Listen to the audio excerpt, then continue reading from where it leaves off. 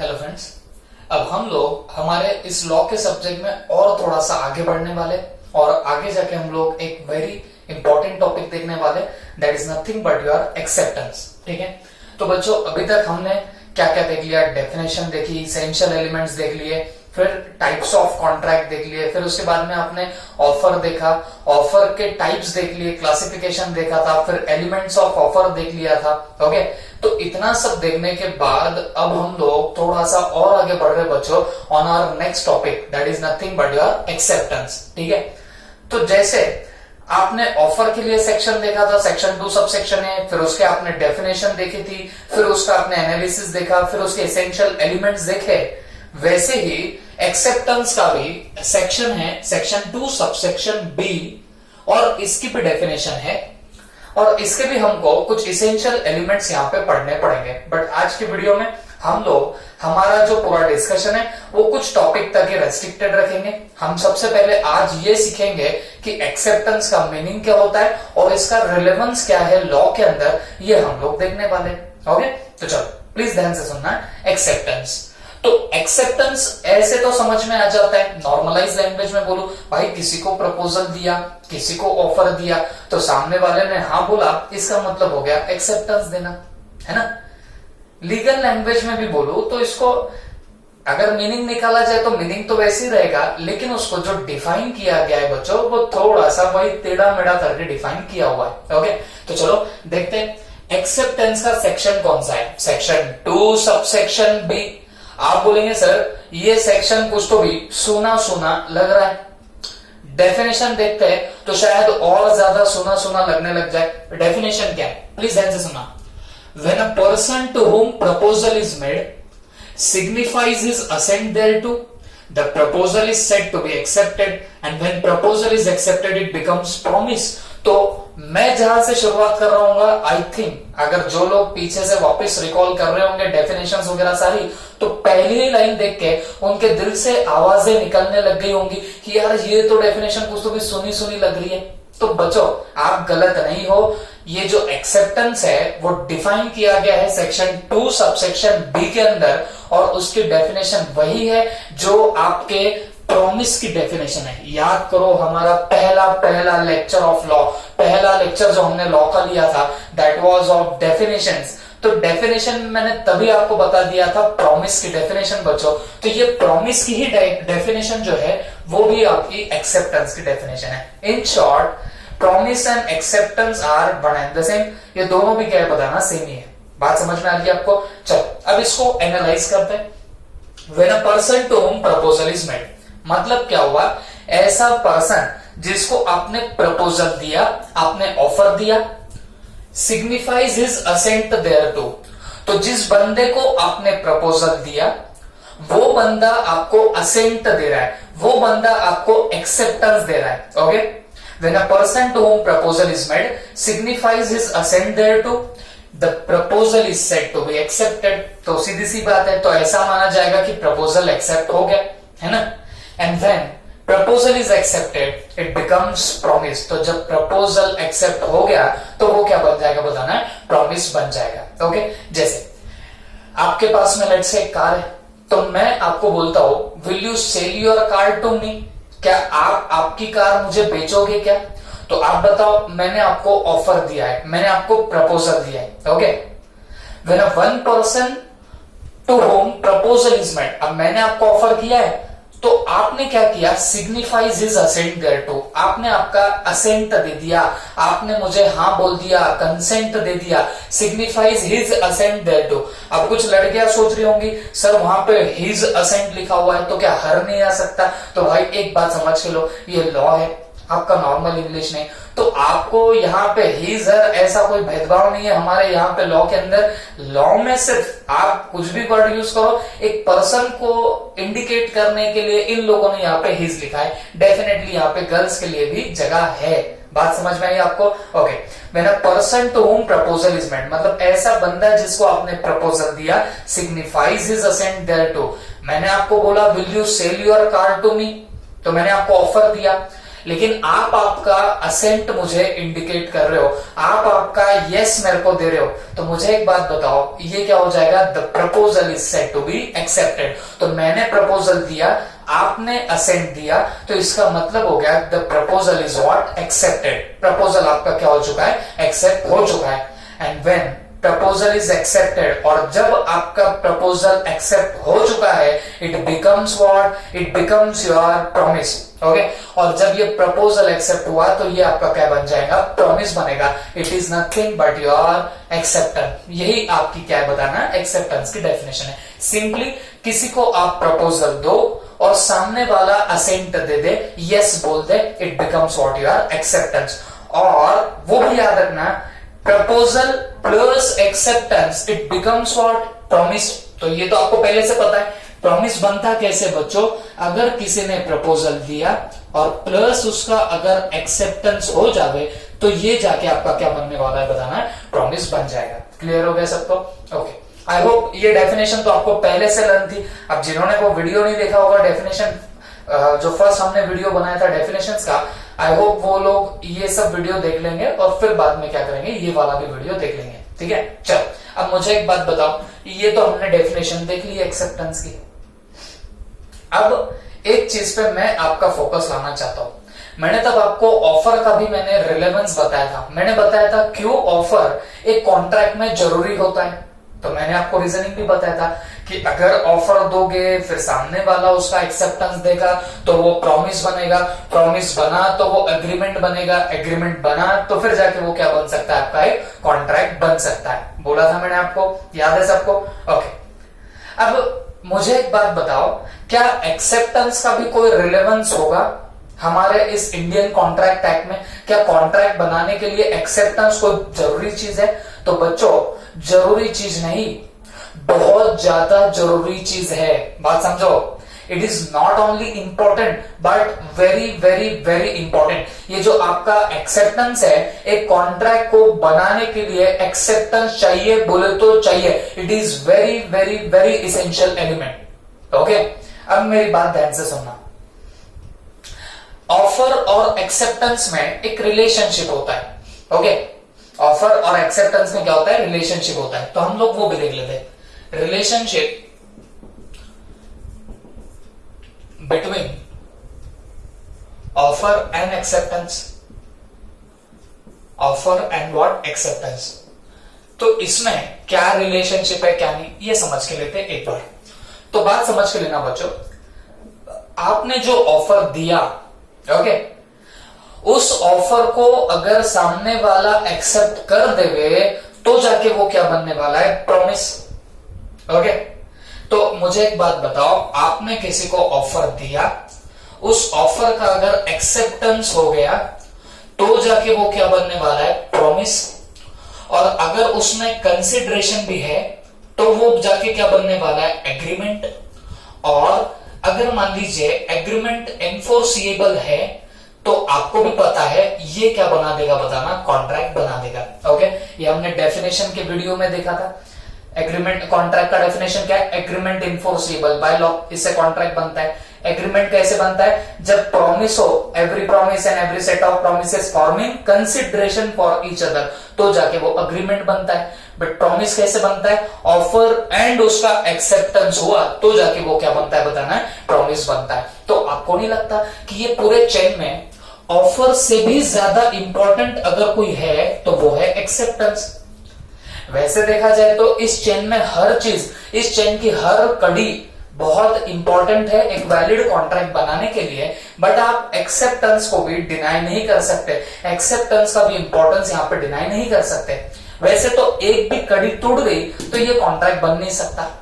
Okay, इस chain में से एक भी अगर पॉइंट मिसिंग हुआ तो वो एक वैलिड कॉन्ट्रैक्ट नहीं बना सकता। बट फिर भी ये जो एक्सेप्टेंस है उसका इंपॉर्टेंस काफी है। ठीक है, आप सोच के देखो, आपने किसी को जस्ट ऑफर कर दिया, लेकिन सामने वाले ने अब तक कोई एक्सेप्टेंस नहीं दिया, सामने वाले ने अभी तक कोई एसेंट नहीं दिया, तो आप मुझे बताना क्या ये आपका प्रॉमिस बनने वाला है? तो जवाब आएगा जी नहीं। अगर हमने किसी को ऑफर दिया है लेकिन सामने वाला भी एक्सेप्टेंस दे ही नहीं रहा, तो मुझे एक बात बताना, क्या वो प्रॉमिस बन सकता है? नहीं। और प्रॉमिस नहीं बना तो अग्रीमेंट तो दूर रहा, अग्रीमेंट दूर तो वो कॉन्ट्रैक्ट भी नहीं बन सकता। तो इसका मतलब आपका एक्सेप्टेंस काफी इंपॉर्टेंट रहेगा। ओके, अच्छा, अब एक बात मैं आपको और बताना चाहूंगा। एक बंदा है सर विलियम एंसन, अब है नहीं था। ओके, क्यों? अभी अटक गया होगा ये सर विलियम एंसन। ये जो पर्टिकुलर बंदा था बच्चों, इसने एक बड़े ही जबरदस्त तरीके से एक्सेप्टेंस को डिफाइन किया है। ओके, अब इसके बोलने के हिसाब से एक्सेप्टेंस क्या है, अब प्लीज ध्यान से सुनना। देखो उसने क्या बोला, acceptance to an offer is like lighted match to a train of gunpowder.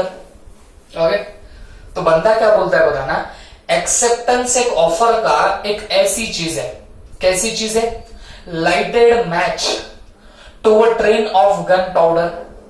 तो इसका मतलब क्या हुआ, गन पाउडर बोले तो क्या, ये जो गन होती है क्या उसको आप लोग पीस के जो चूरा निकालते हो उसको गन पाउडर बोलते हैं क्या? नहीं, ऐसा कुछ नहीं है। गन पाउडर का मतलब होगा बारूद। ओके, तो अब इसका मीनिंग निकालो, लाइटेड मैच। लाइटेड का मैच बोले तो पता है ना आपको, वो जो आप लोग काड़ी लगाते हो जिससे चिंगारी निकलती है ना, मैचेस होती है, उसको जब आप लोग क्या करते हो, सुलगाते हो, तो वो एक माचिस की तीली, उसको क्या बोलते हैं, lighted match to a train of gunpowder. मुझे एक बात बताओ, एक ट्रेन है, ओके, और वो ट्रेन काय से भरी हुई है, बारूद से भरी हुई है, गन पाउडर से भरी हुई एक ट्रेन है। अब मान लीजिए वो ट्रेन जा रही है, जा रही है, जा रही है, आपके हाथ में एक मैचेस है, आपने क्या किया, एक तीली निकाली और लगाई तीली, सुलगाई तीली और फेंकी आपने कहां पे बताना है, उस पर्टिकुलर ट्रेन के ऊपर। अब देखो अपन जैसे लोग नॉर्मली ऐसे तीली लगा के फेंके तो वो ट्रेन पे जाने के पहले बुझ जाएंगी, ये तो सब लोग डिनाई नहीं कर सकते। बट फिल्मों में जो हम लोग देखते हैं, खासकर तेलुगु मूवीज देखते होंगे जो लोग, तो उसमें तो भाई ऐसे करते हैं और फेंकते भी इतने स्टाइल से, और वो बराबर जाके भी गिरती है बिना बुझे। हम लोग करेंगे तो शायद बीच में ही बुझ जाएंगी। बट मान लीजिए आप ऐसी लाइटेड मैच लेट से फेंकते नहीं हो लेकिन नजदीक जाके लगा देते हो, किसके, उस ट्रेन के। तो मुझे एक बात बताओ, ट्रेन पूरी भरी हुई है बारूद से, और जिसपे आप लोग वो चिंगारी फेंकोगे, वो लाइटेड मैच लगाओगे, तो होने क्या वाला है? अरे होगा क्या, कुछ नहीं, बस तबाही होगी, स्फोट होगा। उसमें आप जो वहां पे तीली लगा रहे थे शायद आप भी नहीं बचोगे। बात समझ में आ रही है आपको? तो एक्सेप्टेंस भी उस लाइटेड मैच के जैसा ही है। ये किसने बोला? ये बोलता है भाई ये सर विलियम एंसन।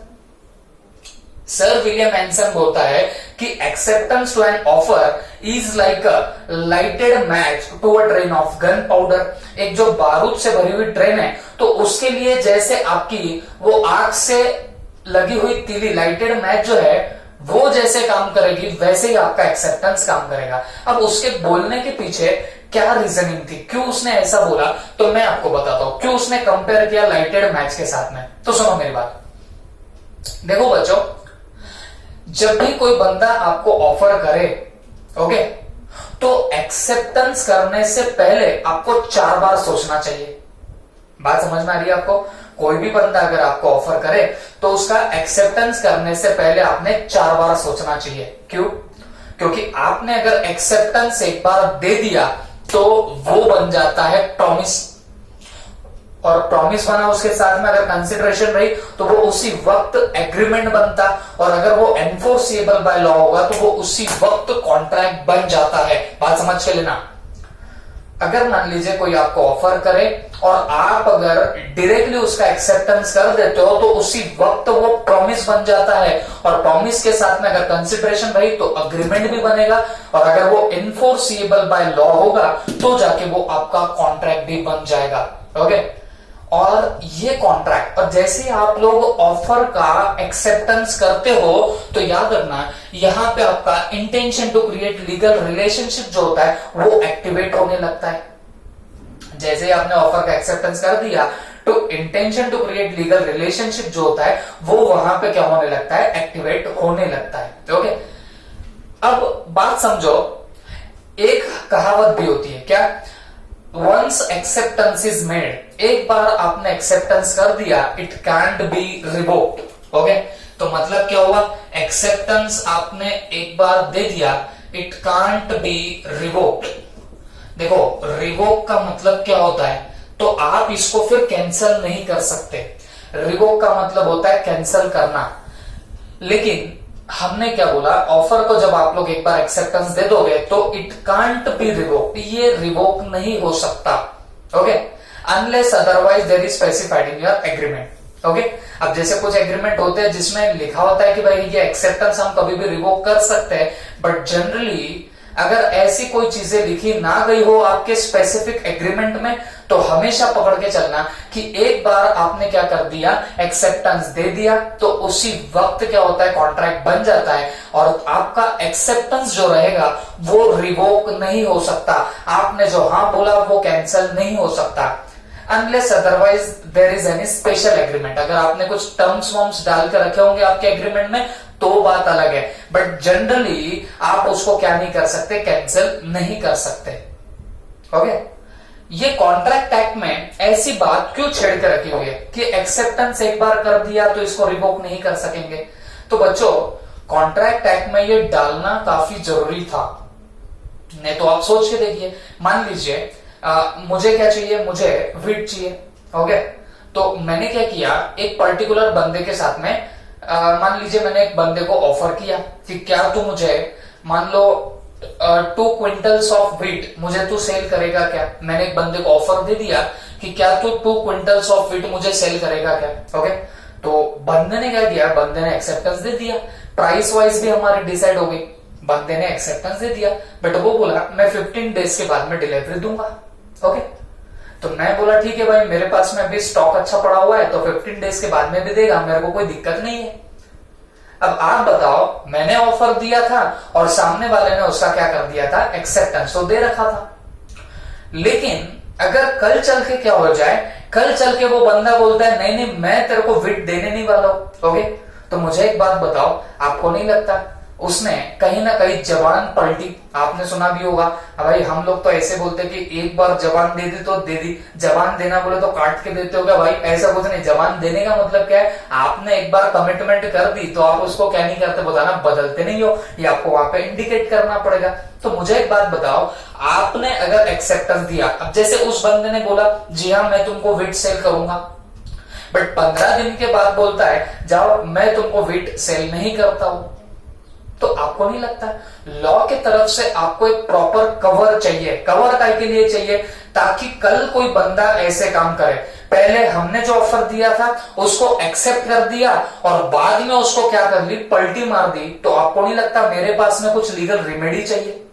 तो इसके लिए इंडियन कॉन्ट्रैक्ट एक्ट ने सिंपली बोला है कि अगर तुमने एक्सेप्टेंस किया तो फिर वो कॉन्ट्रैक्ट बाइंडिंग कॉन्ट्रैक्ट बन जाएगा। बाइंडिंग कॉन्ट्रैक्ट का मतलब हो गया वो आपके लिए कंपल्शन क्रिएट करेगा। अगर आपने एक्सेप्टेंस दे दिया तो वो आपके लिए क्या क्रिएट करेगा, कंपल्शन क्रिएट करेगा और आपको अकॉर्डिंगली वो पर्टिकुलर कॉन्ट्रैक्ट वहां पे परफॉर्म करना पड़ेगा।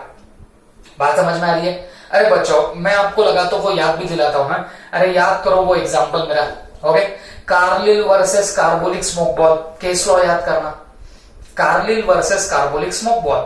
मुझे एक बात बताओ, वो जो स्मोक बॉल कंपनी थी, कार्बोलिक स्मोक बॉल कंपनी, उन्होंने जो पेपर में एडवर्टीजमेंट दी थी उसको मैंने आपको तब भी बताया था कि वो जनरल ऑफर हो गया था, वो इन्विटेशन टू ऑफर नहीं था, वो क्या था, जनरल ऑफर था। क्यों जनरल ऑफर था? क्योंकि जो बंदा वो प्रिस्क्राइब कंडीशन फुलफिल कर दे फिर भी उसको इन्फ्लुएंजा हो जाए तो उसको डायरेक्टली क्या मिलना चाहिए, कॉम्पेंसेशन मिलना चाहिए। ऐसी वो एडवर्टीजमेंट थी, तो वो इन्विटेशन टू ऑफर नहीं हुआ। और प्रीवियस वीडियो में मैंने आपको क्या बताया, इन्विटेशन टू ऑफर और ऑफर में क्या फर्क होता है। इन्विटेशन टू ऑफर अगर होगा तो फर्दर आपको ऑफर करने के लिए आप लोग उनको क्या कर रहे हो, इनवाइट कर रहे हो, है ना। जैसे वो बिडिंग का केस हमने देखा था, याद है सबको, हैरिस वर्सेस निकलसन, है ना, बिडिंग के लिए आपने बुलाया था। तो वो सब चीजें अलग होती है, तो प्लीज ध्यान से सुनना। मैंने जैसे बताया था Carlill versus Carbolic Smoke Ball, वहां पे क्या हुआ था, कार्बोलिक स्मोक बॉल कंपनी ने एडवर्टीजमेंट दी थी कि कोई अगर ये पर्टिकुलर मेडिसिन कंज्यूम किया एज पर आवर डायरेक्शंस, फिर भी अगर उसको इन्फ्लुएंजा हुआ तो we will give them what, 100 pounds, हम 100 पाउंड्स देंगे।